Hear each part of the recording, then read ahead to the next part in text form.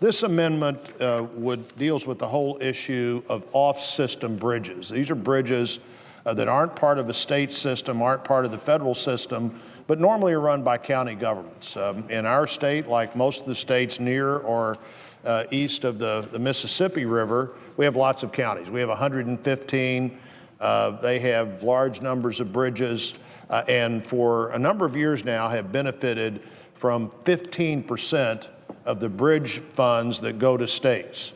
I think most of us would, if we meet with county commissioners or those responsible for county government about their highway concerns, this will be an issue that we've all heard talked about. Mr. Casey from Pennsylvania and I have introduced this amendment.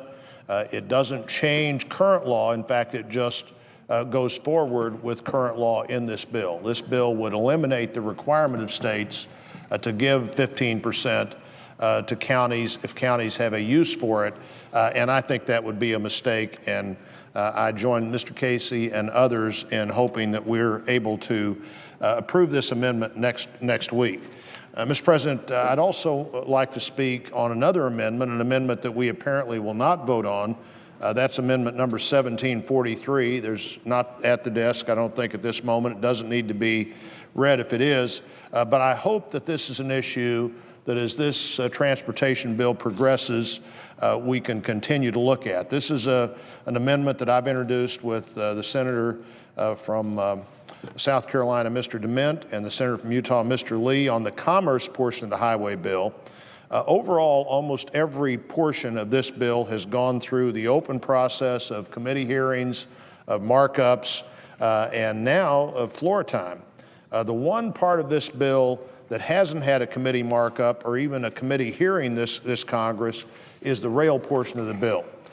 In fact, the first time I saw this version of the bill was just a few weeks ago when the underlying bill was already pending and too late to have the normal process to look at what could happen and should happen as it relates to railroads.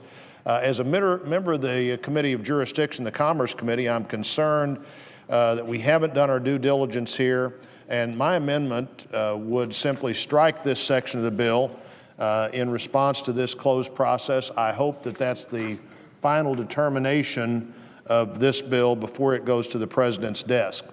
Since the Congress abolished the Interstate Commerce Commission in 1995, there's been no federal licensing system for entry or exit of new rail passenger operators, only federal requirements to ensure safety.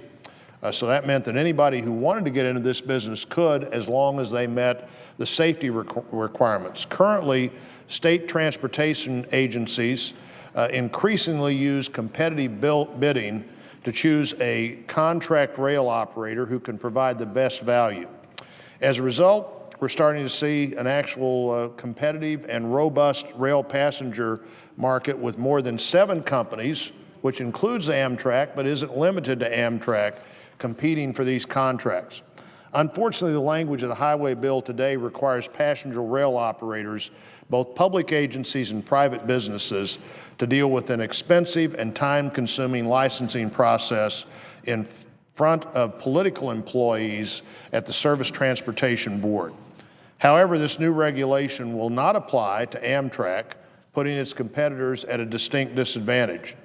The bill as it stands today would subject the passenger rail industry to an ever-changing political dynamic at the discretion of the Surface Transportation Board, likely resulting in a government-sanctioned passenger rail monopoly. The board would also hold broad veto powers to prevent a track-owning railroad to make agreements with any preferred operator other than Amtrak. This bill would also require passenger rail operators to obtain a new license, a new board license every time a contract operator is replaced. This requirement appears to be aimed at preventing competitive selection of private sector contract operators, discouraging the replacement of operators through competitive bidding. At a time when we're looking to promote private sector job creation, this language, I believe, Mr. President, is simply a step in the wrong direction. If this language becomes law, it will stifle any kind of private sector competition and job growth. The 7 companies that have been formed in recent years and compete actively against each other will no longer be doing that. And it will promote a government-run, taxpayer-subsidized rail system. My amendment would take this language out of the bill so that we could go through the normal process and decide if that's what we want.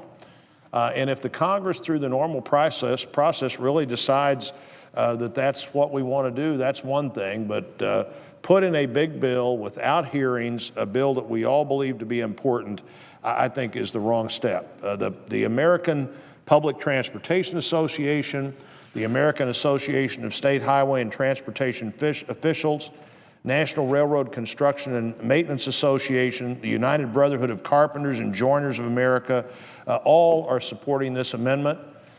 We will not be voting on it next week, but I would hope that as this bill progresses toward what would be signature by the President, that we at some point take another look at this part of the bill, really decide if this is a step that is in the best interest of the country or rail passengers now or future rail passengers.